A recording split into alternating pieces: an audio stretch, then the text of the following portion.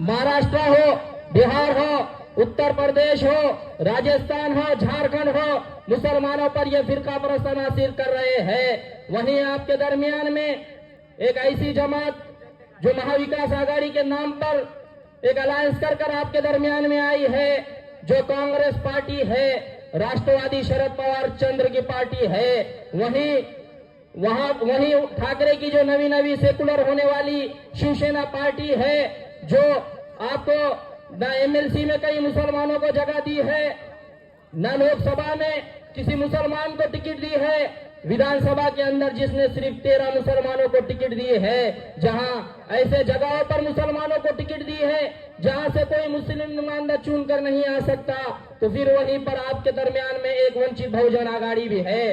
वो वंचित बहुजन आघाड़ी जो 2019 से एक दफा उसने विधानसभा का इलेक्शन लड़ा, 2 दफा लोकसभा का इलेक्शन लड़ा, जिसके सुप्रीमो खुद चुनकर नहीं आते, सिर्फ बीजेपी को फायदा पहुंचाने के लिए इंतखाबात में आते हैं। तो वहीं आपके दरमियान में एक ऐसी जमात जो आपकी अपनी जमात है, जिसका नाम मजलिस इत्तेहादुल मुस्लिमीन है, जो हर वक्त आपके मसाइल को, आपके मुद्दों को, आपके बेबाकी से उठाती है। वहीं हमारे कायद अल्हाद बैरिस्टर असदुद्दीन अवैसी साहब, सीए हो, एनआरसी हो, एमपीआर हो, चाहे 3 तलाक के मसाइल हो, चाहे कोई भी मुसलमान परेशान हाल हो, उनके लिए अगर कोई आवाज उठाती है तो आपकी अपनी जमात मजलिस इत्तेहादुल मुस्लिमीन है, जिन्होंने 3 तलाक के ऊपर सिर्फ सदन में ही नहीं, रोड से लेकर टीवी की डिबेट हो, टीवी की डिबेट से लेकर ऐवान पार्लियामेंट के अंदर आपके लिए अगर किसी ने आवाज उठाई तो मेरे और आपके कायद अल्हाद बैरिस्टर असदुद्दीन अवैसी साहब ने आवाज उठाई,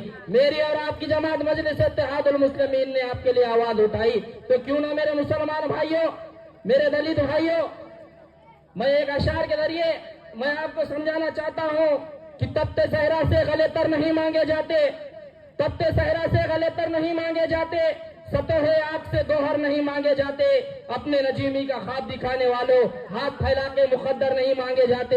ये इंतखाबात हो जाएंगे, उसके बाद आप बेवा के जैसा रोने का वक्त नहीं है। अब वक्त आपके दरमियान में आया है, अपना कीमती वोट अपने नुमाइंदे को देकर आवाम में भेजने का वक्त आया है।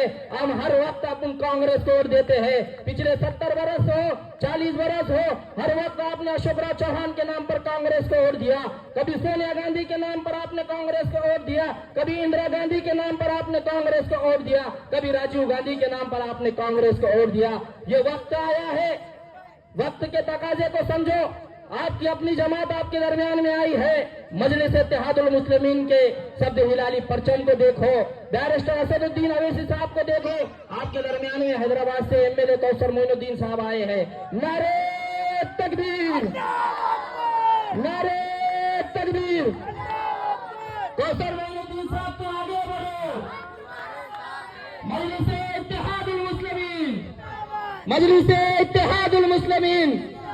तो मैं यही अर्ज कर रहा था कि ये मौका आपके दरमियान में आया है, आपकी अपनी जमात आपके दरमियान में है। अल्हाज बैरिस्टर असदुद्दीन अवैसी साहब के हाथों को अपने को मजबूत करना है, वो हाथ जो फिरका परस्तों के सामने खड़े होकर आपके लिए ललकारते हैं, जो गिरेबानों को, फिरका परस्तों के गिरेबानों को पकड़ते हैं, वो हाथों को मजबूत करना है। अल्हाज बैरिस्टर असदुद्दीन अवैसी साहब के हाथों को मजबूत करना है, अकबरुद्दीन अवैसी साहब के हाथों को मजबूत करना है।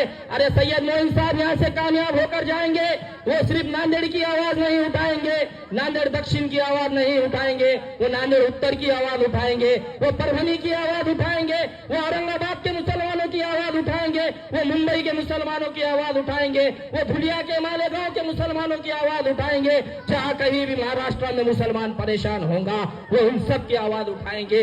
इसीलिए मैं आपसे कह रहा हूं, सैयद मोइन साहब की कामयाबी ये सिर्फ नांदेड़ की कामयाबी नहीं है, सैयद मोइन साहब की कामयाबी ये मजलिस इत्तेहादुल मुस्लिमीन की कामयाबी है, सैयद मोइन साहब की कामयाबी ये मजलूमों की कामयाबी है, सैयद मोइन साहब की कामयाबी ये मुसलमानों की कामयाबी है, ये सैयद मोइन साहब की कामयाबी ये दलितों की कामयाबी है, सैयद मोइन साहब की कामयाबी ये मुसलमानों के विखार की कामयाबी है, सैयद मोइन साहब की कामयाबी ये अल्हाज बैरिस्टर असदुद्दीन अवैसी साहब की कामयाबी है, सैयद मोइन साहब की कामयाबी ये अकबरुद्दीन अवैसी साहब की कामयाबी है। अरे कैसे हमारे कायदीन गोलियां लगने के बावजूद भी, अरे हबीब मिल्लत अल्हाज अकबरुद्दीन अवैसी साहब इतने गोलियां लगने के बावजूद, इतने जख्म होने के बावजूद भी आज मिल्लत के लिए जिद्दोजहद कर रहे हैं। अरे हजारों किलोमीटर दूरों का सफर कर कर महाराष्ट्र में आपको बेदार करने के लिए आ रहे हैं। उठो मुसलमानों, अब ये उठने का वक्त है।